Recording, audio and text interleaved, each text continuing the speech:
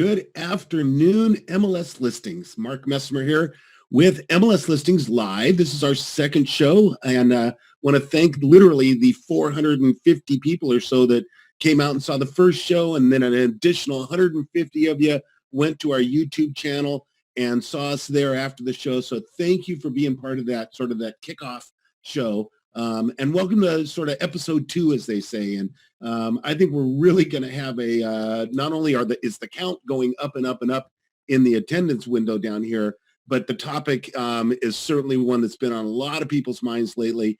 And I want to bring on to the show right now, I want to welcome Robert Bustamante, our compliance director of compliance. And he's going to pop up on the screen here in a second for us. There he is. A little more action than there he is. Okay. I just want to make sure I could hear you. You could hear me. I will not be disingenuous and say that, welcome. It's been such a long time since I've seen you, because I saw you this morning in Hollister. Right. Yeah, we were virtual. Right. And I was just in your green room. It looks a lot like my kitchen, but yeah. While I was waiting to come on, it's amazing what you have here. Did you get the fruit basket? I did get the fruit basket, and only the brown M&M, so that was good. Good. Yeah. Well, we try and please. Robert, you and I, we've been on the tour, on the Clear Cooperation Tour, since about January. And we literally have seen hundreds of people virtually, because most of our work has been done in the virtual environment of shelter in place. Right. It was live in January, right? And then we started to go virtual. So we got to see people. We got to hear their responses when we were talking about Clear Cooperation.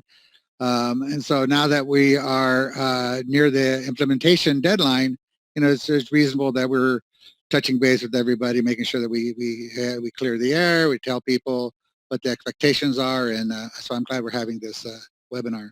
Wonderful. And along the way, as I said, we have seen hundreds of people virtually, sales meetings at brokerage office, tour meetings, whatever, the tour meetings now, marketing meetings. You had 300 people join you up at Silvar in Los Altos and Mountain View one day for this presentation and other bits and pieces. And then there's over 3,000 hits on the videos that the company has produced with you hosting that have talked about this. So it's been a widely discussed topic. And here we are coming into its implementation starting on May 1st tomorrow. And as promised, we said we'd come back, and here we are right now. So if you could go ahead and get switched over to your presentation slides. And while Robert's doing that, I want to let everyone know we absolutely, we want to hear from you. You are the live audience. As they say, recorded in front of a live audience. Well, you are the live audience. And we have a Q&A section down there at the bottom. You'll see two different things. You'll see Q&A and you'll see chat. And I see a bunch of things in Q&A, but there goes something in, or I see a bunch of things in chat, but I see a Q&A window as well that's starting to get activated. So let's focus on the Q&A side, if you would. And Miranda, our director, is monitoring that to make sure your questions get answered as we go along. We'll absolutely take a break down the road. And then absolutely YouTube. You can't attend the whole meeting. You can only attend the first half, or a friend that wanted to be here but couldn't make it. Go to YouTube, type in MLS Listings. Our channel will come up. And Dave Scalora, who many of you have taken training with, he's our capturing guy. He's capturing the video for us. He'll be doing a quick edit after we get off, and we'll have that up by the end of the day for you. So Robert, I'm going to let you sort of take it from here, but I want to start with, this Clear Cooperation just didn't start last November. It's been in the works for a while, and although I don't want to go into the 10 years back where this whole thing started, let's go back to November of last year. Right. So you can see my slides, right? Absolutely. We're looking good. Okay. All right. So just to recap shortly or quickly, late last November in the San Francisco meetings, NAR directors passed this change to their MLS policy statement 8.0, which is now we're calling the Clear Cooperation Policy. And they passed it by an overwhelming margin. You can see the numbers there, 729 to 70. So it wasn't something that just squeaked in or just narrowly passed. It's a mandate, and it's very clear that NAR directors wanted this change. And so the way they got there was it's been over time. We're fortunate to have one of the NAR directors, Robert Bailey, give us the background. He takes us back as far as I think it's 2009 or so, where they started really focusing. Yeah, where they really started focusing on this issue. And so it appears overnight, so to speak, but it was a long time coming, long time in the making. Right, absolutely. So Robert, let's dive right into that rule itself. I think that's probably the best place to start, and then we'll build from there. Right. So the actual policy, what is the actual policy change? The NAR policy statement is this, that within 1 business day of marketing a property to the public, the listing broker must submit the listing to the MLS for cooperation with other MLS participants. Okay. And then NAR goes on to detail what they would consider public marketing. And you can see it's flyers, yard signs, a lot of the common sense stuff, your website, right, digital marketing, multi-brokerage sharing networks, these private networks, and just generally any application that's available to the public. Okay. And you're going to show us in a little bit, because the sort of the change, what I'm calling the California twist, that CAR placed on the NAR rules, right? You're going to show us in a bit. Yeah. Is that it? Okay. Right. So NAR, yeah. So you can see that for their policy, they had a bunch of rationale available. They had lots of reasons that they were going to make this change. Here are some of the highlights here. That the rationale was to bolster cooperation, promote competition, and it gives a better service to consumers. It also aids brokers in preventing intentional or unintentional HUD issues, because they're using a broad-based advertising platform, which is, more inclusionary, right, and you don't run across the problem with eliminating or discriminating against protected classes. Right. And that risk reduction, right? Risk reduction, yeah, risk management. Yeah. It's just a good idea. I mean, it's just a common sense idea.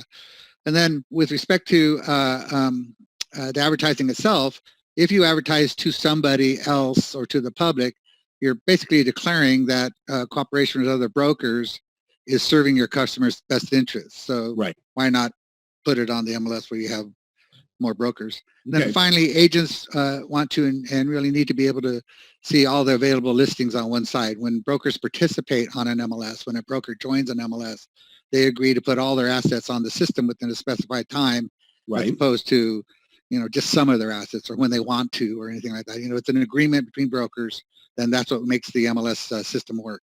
Right. And we've always termed that's that list or exclude, right? I've got 3 days to list or exclude kind of thing. Right. So you're required to list. If the seller prohibits that because they have these issues, then you can file the exclusion in lieu of the asset, in lieu of the listing. Okay.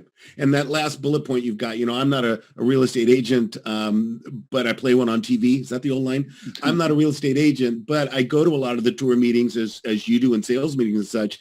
And it must be difficult because I've got the MLS list, and then I've got to go to that tour meeting over there to find some of them. And then I participate maybe in this club over here for another group. Yeah, having them all in one spot where I can easily get them to my buyer has got to be more advantageous. Yeah, I mean, that's the expectation that you're going to see the available, right? And that's the promise participants make to each other.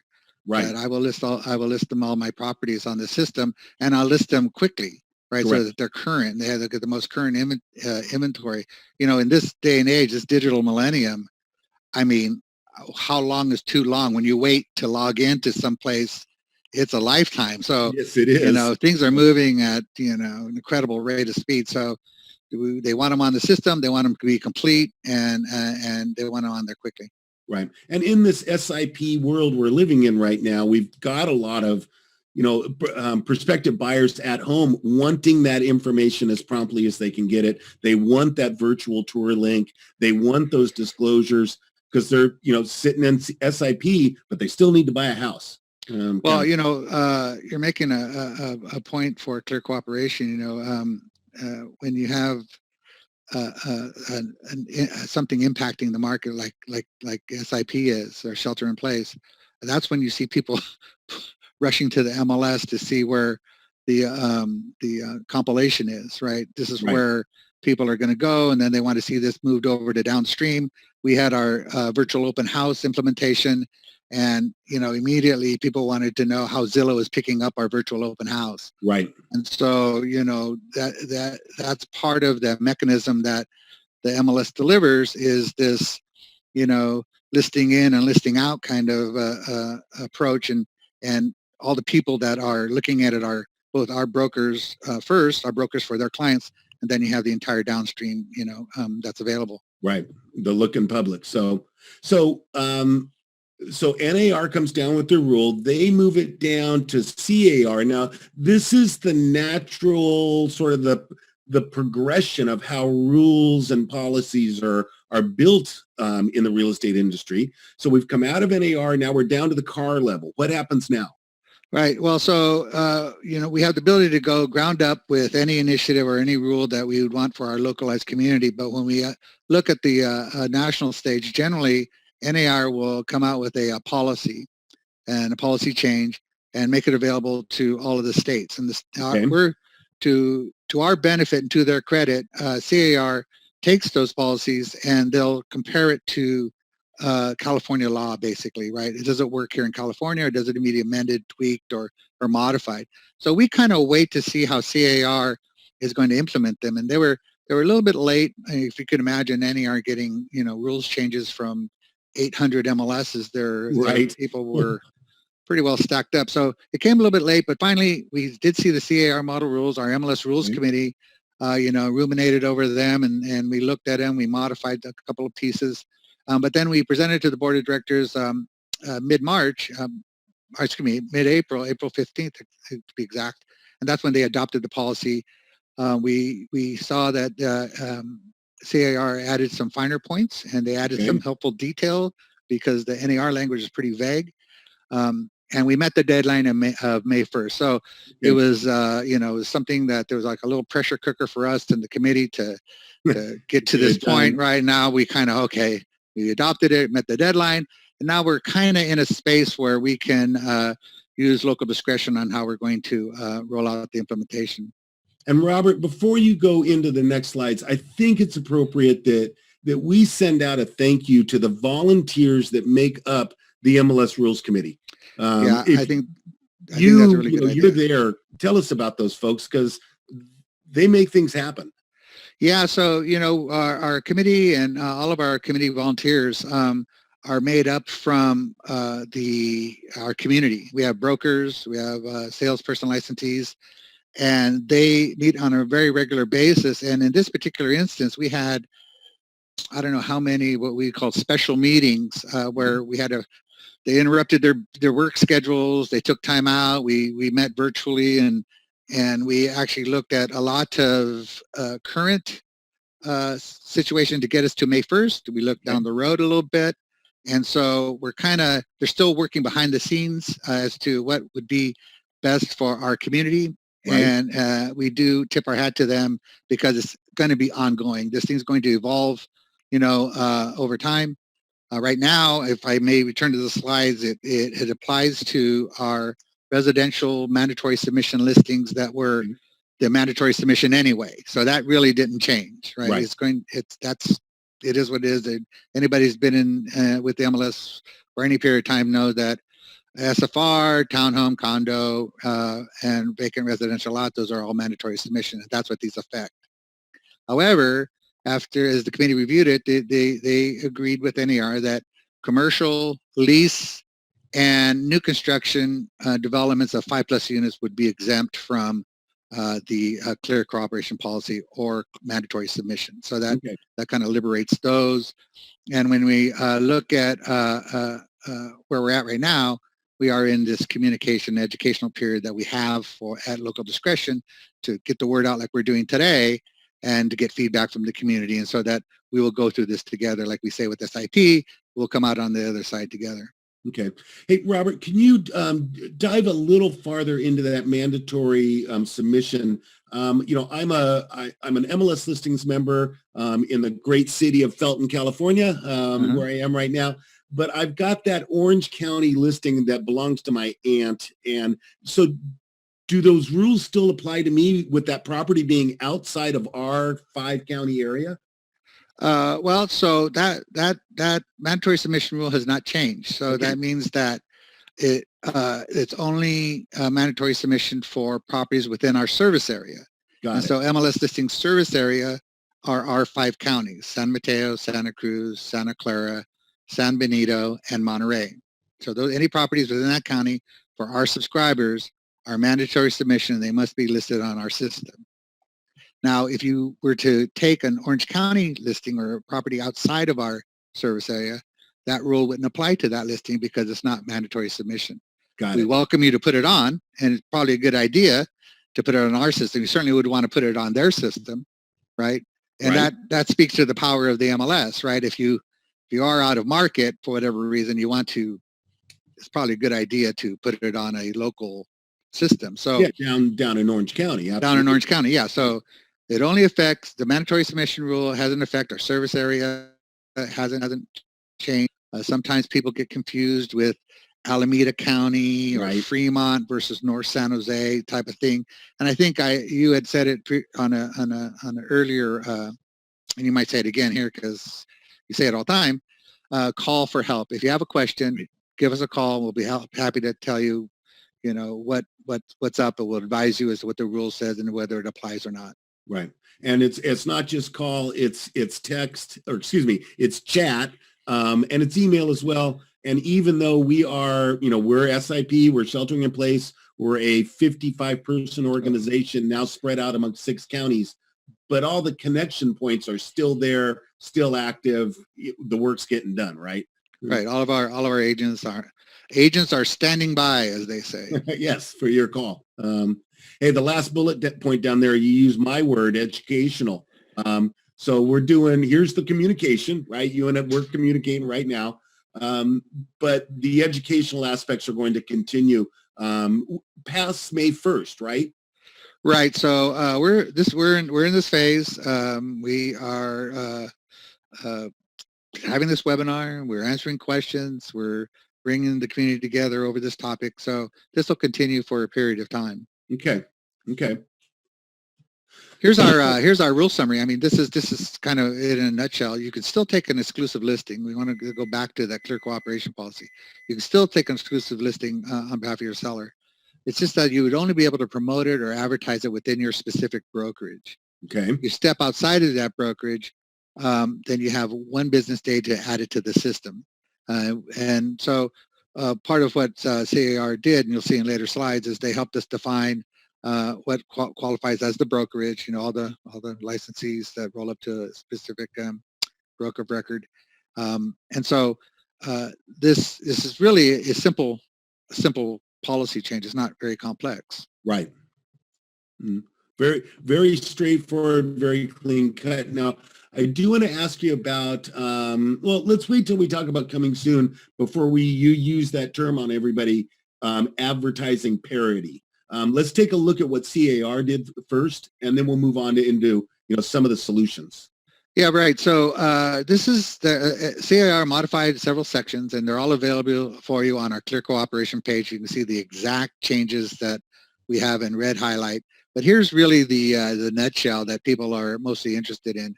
Within 1 business day of advertising a public to the property, advertising a property to the public. Very good. You have 1 business day to submit it to the MLS. And public marketing or advertising includes, but is not limited to, and this is where CAR augmented some of the NAR language. displaying or conveying any information about the property or its availability for sale through or on any windows, signs, public-facing websites, social media, any of the social media channels, broker or franchise-operated websites, IDX and VOW. Here's your digital communications line, but they went on to use as an example, email, text, phone blasts, social media messaging. Again, they're reiterating multi-brokerage or franchise listing sharing networks. Okay. Any flyers, written material, any applications available to the public in general, and certainly through conducting an open house. Right. The public would be anybody outside your brokerage, and the brokerage would be agents that are licensed within a single listing brokerage and their clients. Okay. Right. And so today the way the rule is going to be implemented for MLS listings is brokers can promote within their own brokerage and one-on-one with their clients. And so we've identified what constitutes the brokerage. It's everybody that rolls up to the broker of record. And now we would look at, okay, well, what does a client mean? Right. And MLS Listings has had a definition of a client for quite a long time. And we used it for a lot of our data distribution help. And right now, we kept our definition as part of what the Rules Committee did. We looked at which way should we go here, which way should we go there. We said, let's keep our definition, and our definition is somebody that made themselves known to you. You know who the person is, and they've described to you the type of property that they're interested in. That would be your buyer client. Seller client's obviously somebody you have a contract with, right? But the buyer client is somebody that's made themselves known to you and have expressed interest in these types of properties. Okay. So you can market your property inside your brokers and one-on-one with those types of clients. And we did not go down the path that other MLSs might have gone down, where they're requiring it to be a legally defined client. Maybe you would have to have a broker buyer agreement with them. With the agreement, right? Some kind of paperwork and so forth. So it's a little bit general, and we're going to roll this out, see how it goes, and get feedback from the community, and basically I think it's a good way to start. Okay. And your comment right there, you went over it quickly, but I really think it's important. The feedback will be important on May 1st and going forward. Always. That's how we get some of our best changes and best practices. Somebody who was a Silvar broker who asked for multiple tour links. Oh yeah, the tour links. Yeah, and to their credit, I mean, I don't know if they had a crystal ball, but we have Drone, Matterport, VT1, VT2, and so all of those are now being published and circulated and so forth. And so really, that came right out of the community, and they actually had to state their cause, and they did, and we responded, and that's how we get our stuff done. So back to your point, yes, feedback from the community is very important. Good. Yeah, and those extra virtual tour links certainly have been advantageous since March 16th. We put them in last year, and that person who made that recommendation, boy, talk about being timely for the whole community by, stepping up and speaking up and letting us know what they need. Right, and your Rules Committee reflects that, and the Board of Directors reflect that, and since everybody's in the same situation or the same boat, so to speak, that's part of why we relaxed the rules on links in the public remarks, right, to get our properties visible during this frozen period or this shelter-in-place period, keep the seller confidence high. We stop the days on market calculation, so that sellers don't feel any pressure, and we can all kind of pause and breathe and take the next day at a time kind of thing together. Keep the market moving, absolutely. Yeah. And I'm going to step on it just for a second because you mentioned it. I'm that listing agent. I take advantage of the virtual tour data fields, but I can also put that virtual tour link straight into the public remarks right now. Yeah, right now we've relaxed that. We want them to be unbranded. We want them to be cooperative, right? We don't want them to be links to your business or something that is not relevant to that property. And that's what our compliance department will be doing, would be letting people know, hey, you put your web your web address. It has nothing to do with this particular property. Right. So there's a limit. There's a limit on what is acceptable. We're still enforcing copyright. You can't just lift somebody else's photo, add it on yours because you can't get out there. We've also relaxed the photo rule, right? Because maybe you can't get out there.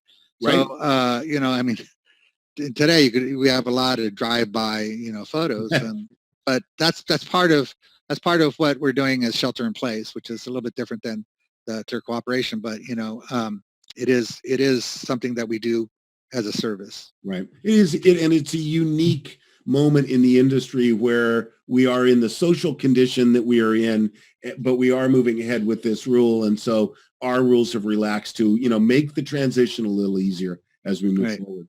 Now, education first. Right. So this next slide, we are, as you said, we are in this transitionary period. And so we aren't going to come out, full guns. What we are doing, these are some of the best practices that we've heard from across the country, where brokers and office managers need to counsel their agents to counsel their sellers as to what exclusive would now mean, right? Okay. Is this something you really want to do as a channel? And then you would also counsel them as to what advertising means and promotion, and this is what this would mean, and here are my obligations, and this is what we can do for you. Then you might want to create an office policy internally regarding whether or not agents will be offering exclusives as a business channel, marketing channel. So these are some of the best practices we see across the country that people want to think about. Okay. Now we chatted on this. We briefly went through this whole coming soon. We've had a coming soon category, a listing category, for many years. And you're doing pre-marketing. You're saying you got to get the kitchen done still. You need a little extra time.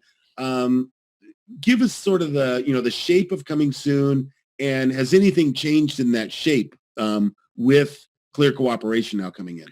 Right. So yes and no. So our compliance team, we share with each other that people will call us about the new coming soon rule. Right. And it really isn't the new coming soon rule. It's just people are marrying them together, right? So right now, coming soon is a hot topic. We've had the category for 6-7 years, at least 5, and that really hasn't changed. So all listing agreements must be entered into the system within 3 days of signing that agreement. Okay. And the rule has changed a little bit, in as much as soon as you start advertising it, you have 1 business day to put it in the system. So, you need to map out your strategy. Right. But basically, you still need to submit your seller's exclusion. You have to do something, right? You have to either list it or file the exclusion. Right. You can submit the signed form, or you can use the online certification, which we would recommend, because then you don't have to worry about whether or not we received it or anything. It's a certification that I am in possession of this on my seller's behalf, etc. You add a couple fields. I think there's like five fields you would add. You still have to do that. But when you take the listing, it may not be ready, like you're saying, and so you would exclude it, right? You're not advertising it, you're not selling it. And then when you start getting ready and you think you're going to be coming to market, you would add it to the coming soon category, and it just sits on our system. It doesn't go anywhere. It doesn't go out on our data feeds. It's just there for other agents to see. Right. Yeah, build up market activity, get some price consultation, things like that. Right, but there's no Zillow connection. There's no Realtor.com connection. Right. There's no the community. It's just there. And so first would be, there's no crime or problem with excluding the property. Just go ahead and do that. Submit that, because you have 3 days, and I don't know how many properties are ready to be submitted within 3 days, but not very many. And then we work with your seller, and as you get it ready to make it available, you drop it into the coming soon status. And now it's on the MLS, you have satisfied the clear cooperation policy. Got it. It is on our system. Coming soon on our system is on the MLS. So now what we're saying is we want to, I think you brought it up earlier, what we call advertising parity, that if you have it in coming soon on the service to brokers and agents, then you would make it available coming soon only to the public. So now it makes sense, right? If they're aligned. Or forget the alignment, they're aligned. And we currently allow you to show and sell in coming soon, right? Somebody may say, I'll take it. I'm not going to wait for the kitchen to be painted, right? But if you are going to show and sell to one agent, you would show and sell to across the board. Across the board, right? If you're not ready, you say, oh, I'm sorry, we're not ready. My seller's not taking offers, or we're not showing. Then you wouldn't show or sell to anyone. So we're looking at the parity. We're looking at the cooperation, and we think it's going to work out. I think people are doing that today. It's not going to be really much of a change for anyone. We didn't amend coming soon. Coming soon today is still 30 days. But again, like you say, feedback's very important. What is the right coming soon implementation, right? Okay.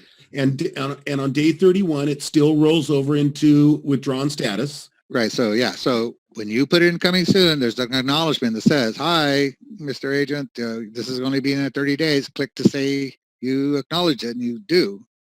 And then after 30 days, it'll go into the withdrawn status, and it'll just sit there again with no distribution and just waiting for something to happen. Right. Exactly. You just made this comment. I liked it. Map out a strategy. So because there is a strategy now to how to bring a listing to market, because you've made it clear, and it may be discussed in another slide, but I can come active onto the marketplace, but I can throttle down the listing, right? Right. Yeah. So, when you have a need for limited traffic, right, you can really throttle down your listing in active status on the MLS. You and your seller are in full control.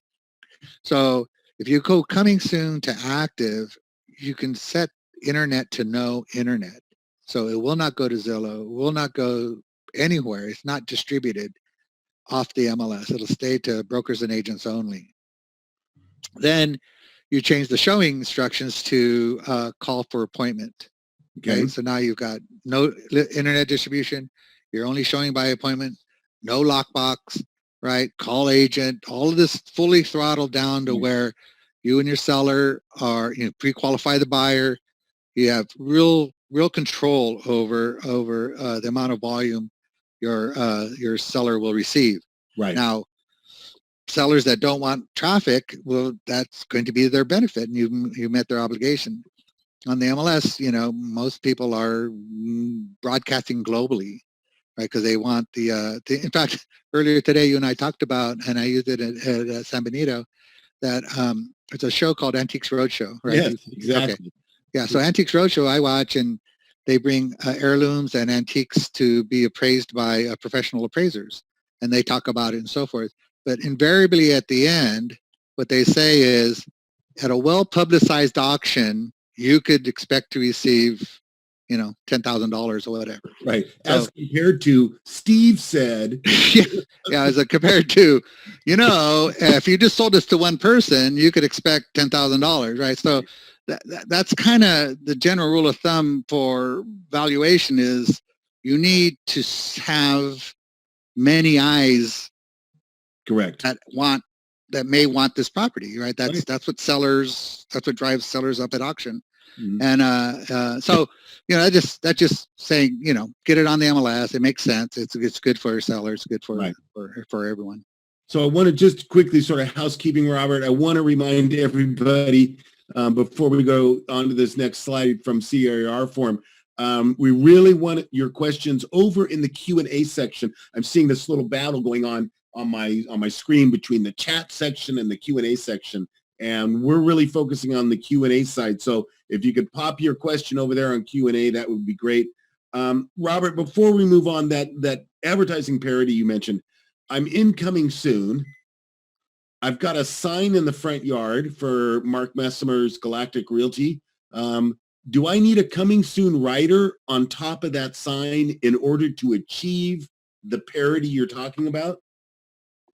So that's a pretty good nuance. So if it's on the MLS, right, we want advertising parity. So if you have a sign in your yard that doesn't have any rider at all, then there would be a question as to what is the condition or what's the availability of this property. Okay. The question would have to be, how are you going to answer the knock at the door when somebody says, hey, right? So ideally, you would expect to see coming soon on the MLS, coming soon on the side in the yard, active for sale on the MLS, active for sale in the yard.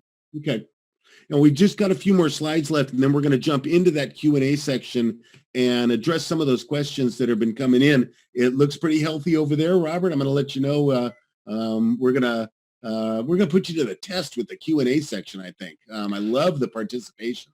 Well, yeah, it's great. You know, I think you had said earlier in a previous show, what's the reception been like when you go out there? What is the mood of the community? And you know, from the jump, when we first went out, one of my very first presentation was to an office in Palo Alto, right? Very, very, you know, I would think that was kind of like ground zero for excluded listings. And I fully expected to get, you know, the vegetable whole, shower. Yeah, the whole thing, right? But what I got was sort of the opposite. You could almost feel the relief in the room, right? Like a weight was lifted off people's shoulders. They go, oh, finally, I can serve my client with with at least the information I have that they were looking at the available properties, right? Yeah. I don't have to go here. I don't have to join this. I don't have to do that. They like it. So like to shorten it up, the experience has been, the reception's been very much like the NAR vote. If you have a room of 100 people, there's going to be 5 that were vehemently opposed to this change under whatever rights or whatever position they have. But that leaves 95 that are going, great, this is what we want. We want you to put it into effect. Yay, go team. And that's who we're really going to be serving, is the great majority of people that want this to happen. Okay. You know, our good friend J.R. Rouse just dropped me a little note to let me know that, you know, he's looking over there in the Q&A section and he only sees one question. JR, that's because our director, our show director, Miranda, is over there monitoring. So yeah, we do see, in fact, I see 75 questions. Miranda's in the background right now, grouping things together for Robert and I so we can address them in bundles as best as possible. But Robert, we do want to take a look at the new SELM clause in the car contract. Right. So this is part of that counseling your client slide that we were talking about. CAR modified their form SELM. I think they're modifying the RLA, the Residential Listing Agreement, and I think they have another version coming out in June, is what somebody had mentioned to me. But here, previous to May 1st, you would not select this new section. After May 1st, you do need to tick this off, or at least counsel your client that what this means. Your MLS has a rule that requires that they submit the listing within 1 business day of marketing the property to the marketing a property to the public. It's there. Go ahead. So yeah, we're just saying that, you know, CAR has modified all their is modifying their forms, and you use this form. We're going to be amending our form once we get, you know, our legal language, you know, cleared up and so forth. Right. In fact, so we accept all the exclusion forms. We accept PRDS, we accept SELM, and anytime MLS Listings has its own form, we're not trying to reinvent the wheel. We have that because we might have subscribers that are not realtors, that do not have access to the zip form service that realtors have. And so we provide a vehicle for them. So 98% are using the CAR or PRDS forms. Got it. Now we want to talk about, you know, how you're going to enforce this, but I have a question for you on your rules committee. Let's go back a little bit. While you guys have been working this through very diligently, did they all agree to absolutely, you know, it was a unanimous vote by the rules committee? Because I've got a feeling there was a lot of dialogue that took place. There was a lot of dialogue, and you know, dialogue just simply means, you know, people can agree to disagree, and that they can have a passionate position that they want to express. You know, dissent is not a crime. It's a healthy form of you know, democracy. You need to, you know, you see both sides of the coin, but it really was directly proportional to that that count, like I told you, it's uncanny how it moves through the crowds, whether there's 15 people or 500 people, right? It's exactly proportionate. It's about 5%. And so we had some members of the committee that were expressing themselves in no uncertain terms in lots of different ways of what their position was or what their feelings were with respect to this, and how we can serve the community, right? But at the end of the day, it was a landslide passage, just like it was in its original inception. Okay. Well, that's the power of the MLS Listings Volunteer Committee group, that they got in the room. They didn't necessarily agree with each other, but they found the best solution to meet the broader needs of 5 very diverse counties worth of realtors and agents out there. Right. Right. So what are we going to do on the enforcement side of this, Robert? Well, from January to now, this is what people were very interested in. What does it mean to me, and what are you going to do about it, Robert? You know, there's two sides to any coin. One is you have the violation, and then you have the person aggrieved by the violation of the reporting party. So, you know, what we always keep everything fair and balanced. So we're planning on this educational period. We're picking a number, 45 days, saying, look, we're going to be out there talking about it. Everybody's warned. We have a clear cooperation page. This is going to be recorded. It's going to be on YouTube. So there's not going to be, we're trying to leave no stone unturned to let people know. Okay. Then people will go out and they'll not know, but they'll always receive a courtesy notice, just as our compliance practice. You receive a courtesy notice to add a photo. You receive a courtesy notice to remove your remarks. You're going to receive a courtesy notice that says, hey, we have this documentary evidence that you're advertising this and you filed an exclusion. Okay. You know, you need to add it within 1 business day. So we're going to expect that to happen. And we generally do get cooperation right after we get the notice. Okay. Right. So we have a very cooperative community. Mm. Then in the event that we are compelled to assert a broader or more aggressive enforcement, we do, the MLS committee proposed to the board a certain amount. The board approved a certain amount as a penalty, so the fine amount is going to be $500 as your first offense. Meaning that, you know, if you refuse to do it, then we have to compel you. We'll start with a $500 penalty. Those will escalate until the NAR maximum is reached, and we've done that for, you know, what all the years I've been there, is we have an escalating penalty so that people won't just charge it to the cost of doing business. Here, I'll just pay the 500 and not complete the process. And with respect to the escalating part, you know, I actually got a traffic ticket for missing a stop sign in Fremont recently. Yes, that's true. Wow. Yes. The little things you find out about. Yes, yes. I am a known criminal. Well, I have X amount of days to pay that. If I don't, guess what's going to happen? They're going to increase that fine. And ultimately, I don't know if they're going to come and arrest me, but my point is that everywhere you have this practice of escalating enforcement. So ours is no different. It's just, you know, much different than the law, but it's just something we have. Okay. But, you know, we always copy the broker and office manager, so they're aware that this is happening, and they very often step in, you know, and they say, hey, listen, you got to correct this, because that's, you know, that's the rule, and we want to cooperate. In the same process, the MLS directors and the committee said, you know, if we're going to compel people to put their listing in the system, and we're going to tell them that you can throttle it down to call by appointment only, well, those cooperating brokers, they have an obligation too, and they better follow those showing instructions. Yes, so they increased the showing fine to $500 as well. Okay. So when you see a property on the MLS, it's a give and it's a take. When the listing agent is giving and the cooperating agent is taking, make sure that they follow all the showing instructions, because those violations are now the penalties are very meaningful. And there's not a lot of warning on those, because if you enter the property without notifying the agent first, or, you know, assuming the directions are clear, right? There are some agents that have very not so good directions, and you're constantly guessing, is this right? Is this not right? But assuming it's clear, I want you to follow the showing instructions. If they're not clear, contact the agent, contact the broker, say, what is it? How are we showing this property? Okay. Okay.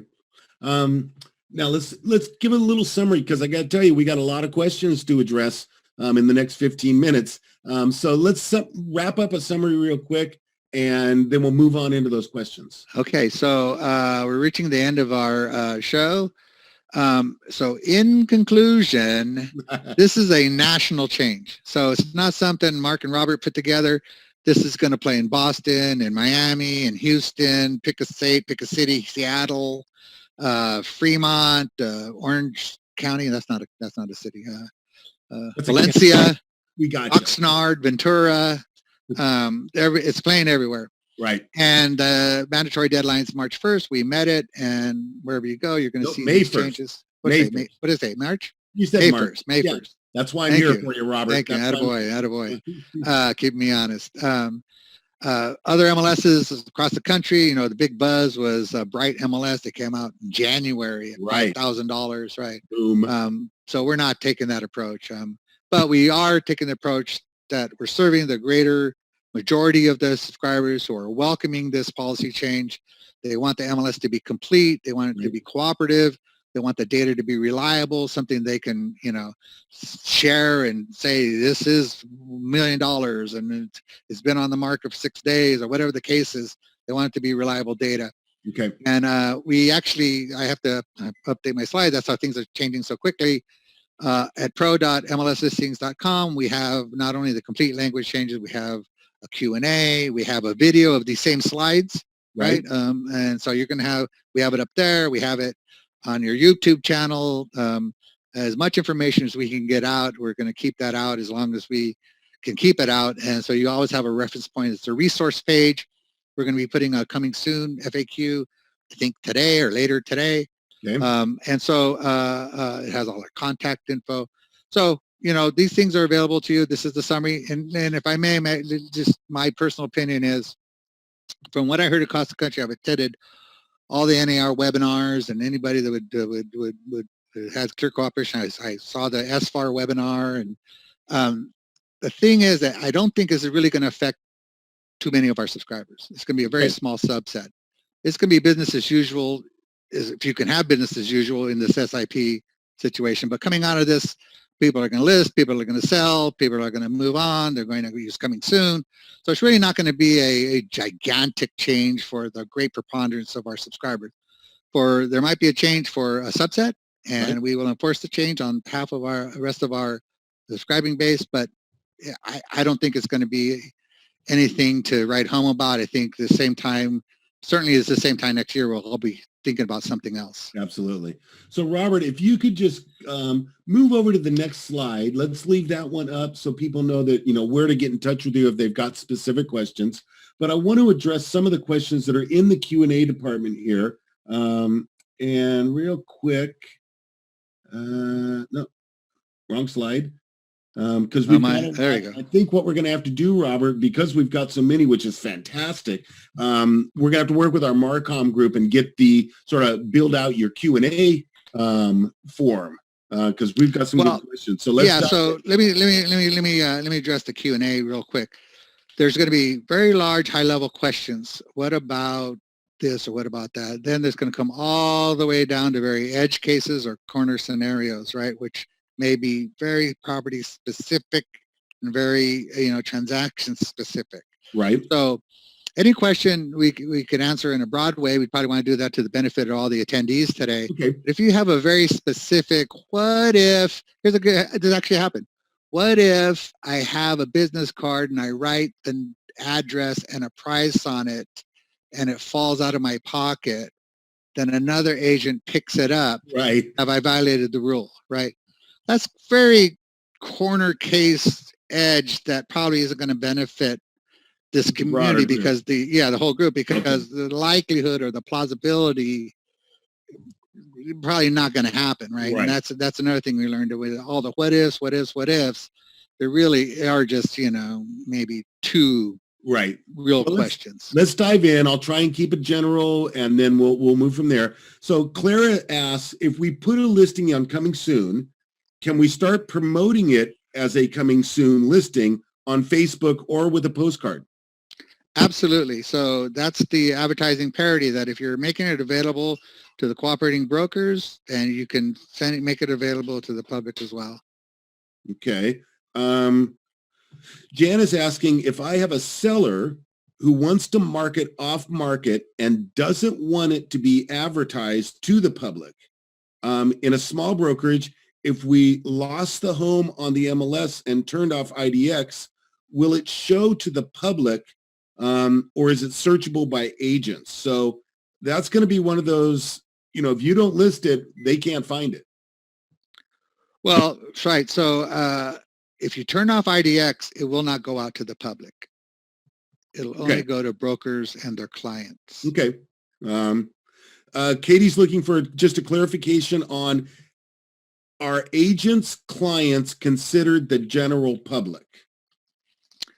No. So that's why we put our client definition in, so that somebody couldn't stand on the corner and hand out active listings, right? That's the public. They're just walking by. You don't know who they are. You don't even know if they're interested. You don't know if they have any needs. That is not allowed under our client definition.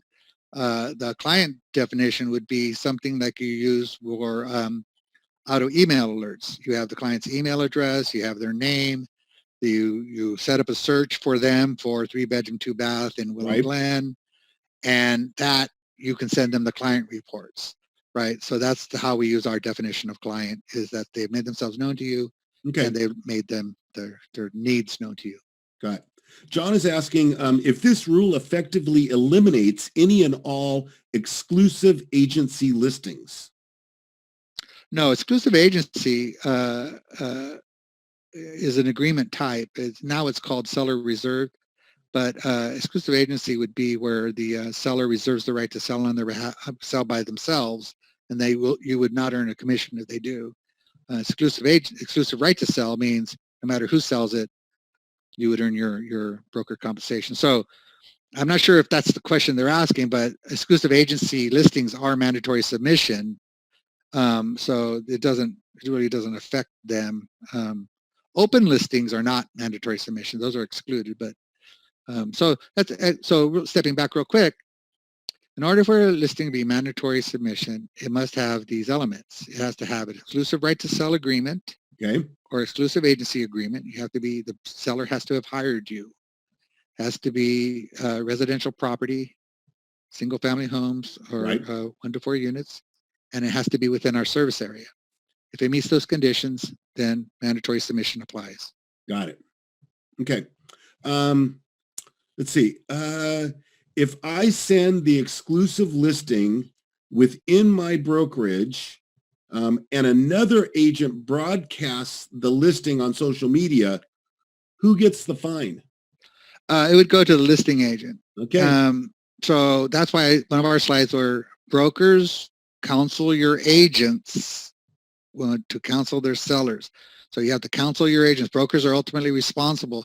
We actually had the conversation, should we hold brokers responsible for advertising off the MLS? Now I can hear the brokers in the attendance bristling at that, right? So the committee worked it over pretty good, and they said, today we hold agents accountable. Tomorrow we'll be holding the agent accountable. Okay. Here's a unique question. Rebecca's asking, if I have a client that wants to see a home that is not on the MLS and I show them that home, have I violated the queer cooperation rule? Well, so this is going into the subtleties and nuances. How do you know that actually happened? So, in this market, in our world, if you start painting your house, someone's going to say, hey, is that for sale? Right.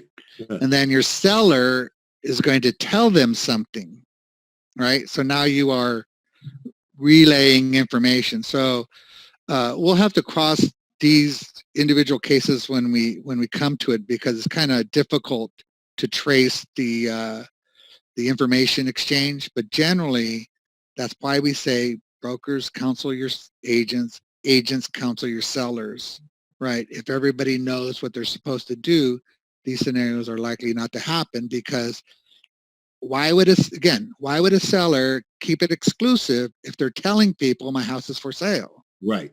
That you can't reconcile that. Got it. Brian's asking, basically, you get 30 days in coming soon. Is there any discussion on extending that? And if so, when will that be discussed? There is lots of discussion on that, and it's being discussed even as we speak. And well, I shouldn't say even as we speak. It's being discussed. There's lots of discussion on that, and that's how people are earning their money, so to speak. Is what is the right way to implement this type of extension? What does coming soon mean? And what is the expectation from somebody looking at a coming soon property? Does it mean never available? Does it mean 45, 60, 90 days, 180 days? What does that mean? And if you have the ability to extend, can you extend in perpetuity? Right. It's a lot of moving parts there, but we're working on solutions. Like you said earlier, the committee is working on it. We take feedback. Certainly a listing agent is going to say, let me put it in there forever. Right. It'll be coming soon forever. Well, what do you do about time on market? Do we change DOM? Right. I mean, so there's this ripple effect, that because it's so tightly knit that, if you push down this side of the balloon, the other side's going to want to. The side goes up. Absolutely. Good question on, I've got it in coming soon. It kicks into withdrawn. Can I come back through coming soon again? Yeah, no, that goes back. Well, that's part of that process, right? Right now is very linear, and like you said, it's part of your marketing strategy. Right. And there is a legitimate issue with coming soon deadline, because you had fully intended to bring it to market within 30 days, and then all of a sudden the plumbing leaks. Right, and you have to push it back. Well, it's going to go into withdrawn. I think the real question would be getting it from withdrawn into active. And if I can just digress a little bit, one of the very first things we did for shelter in place was let people know, if you withdraw your listing and when you bring it back, the matrix indicator will be changed to new. Right. So you can go into withdrawn, you can come back during SIP, and it'll be marked as new. So I want people to know we have that globally implemented. Got it. But that's what we're talking about. Coming right now, it's one direction, and that's why you would have a marketing strategy: exclude, coming soon, active, sold, active, contingent, pending, sold. Got it. And no, in a normal world after SIP, no days on market in that withdrawn status, correct? Right. Days on market, several years ago, the directors changed that to days on market will not accrue in withdrawn. In fact, it's easier to look at it this way. Days on market only accrue in active status. Okay. Got it. Except for SIP. So I'm going through the list. I'm trying to get all the big ones that stay general. Does coming soon need a picture? Yes. So we want coming soon, since coming soon is on the MLS, all the rules would apply to that. So you would need a photo. Okay. But if we have a seller exemption again, so there we have a little form that seller can sign, and you put a little JPEG placeholder that seller prefers no photo. So the seller can say no photo on the MLS if they choose, but you definitely want to fill out our little form to cover your manage your risk in the event that they come back and say you didn't adequately market my property. Okay. You have it right there that you told me not to use a photo. Okay. And you got one more question, but like I say, we're going to throw all these questions probably into that Q&A section. Hey, are we going to mix coming soon listings inside a matrix? Is that a discussion? Yes. So that's part of our global discussion is we have a coming soon category off to the side. It's a nice little quiet bucket, but it doesn't have a lot of search, or it doesn't have any. You can filter. No print button. And there's no print, no notification, no client notification. Should they have client notification? Should they be in? In fact, that's a great question for feedback from the community. instead of asking me the question, I would ask you the question, should coming soon be in Matrix, where they have search, auto email, hot sheet, all search by area. That's the kind of feedback we would really appreciate from the community. Okay. Compliance at MLSListings.com. That's that email address, correct? That's our email address. Yes, that's and if you are going to submit a exclusion form, that's the email you would send it to. We prefer online. That's the future. But because the plan is that, speaking of plans, the plan would be that you submit it online, fill out the address, click import. You can fill out the fields, not fill out the fields, and then you just it turns it into some kind of draft. Right. Then you take that and publish it to coming soon or to live, right? So that's how we kind of want to start the process. We haven't engineered that quite yet. We've been busy on these other things, but other things right that's now. That's kind of the plan, right? Okay. I want to remind everybody definitely that this is being recorded in front of that live studio audience. We will have it up on YouTube so you can share with a friend, all that kind of stuff. We're going to come back on May 14th, Thursday, May 14th. It's a couple Thursdays from now. And Dave Scalora and I are going to get together and talk all things training. And once again, that Q&A department will be open for you. You got any question on, how do I put in a virtual open house? What's the difference between a virtual tour? What's going on with photos? Maybe, Robert, you'll give me one of your rules people to join us. That would be fun. You bet. So that's going to come at you. So keep an eye at MLSListings.com. Or excuse me, pro.mlslistings.com. Robert, we have gone through my stack. Oh my! We have you nailed it, as they say. Thanks for being with us, Robert. Greatly appreciate it. Any last minute words of wisdom? No, not really. Again, I think this isn't going to be a huge issue. I think everyone's focused on it right now because what else are we going to focus on? But if we were in a normal environment, this probably would have just boom hit and then moved on. Right. Because people are too busy to stop. But now that we're all stopped, we can kind of go, okay, well, what about this? What about that? But again, we have a very cooperative community. I don't know what's happening in Boston or Miami or St. Louis. I can tell you what's happening in our marketplace, and we have a lot of trained professionals doing the right thing. Okay. I am going to send a big shout out to J.R. Rouse, who's been keeping people informed down there in that chat box on our behalf. And JR is part of your rules committee, correct? He is our MLS rules chairman. The big rules kahuna, as they say. Okay, compliance at MLSListings.com, folks. Thank you for being with us. We're coming back in a couple of weeks. Robert, thank you for your time. Thank you. Really enjoyed being with you today. And thanks, everybody out there. Come back and see us again soon. Thank you.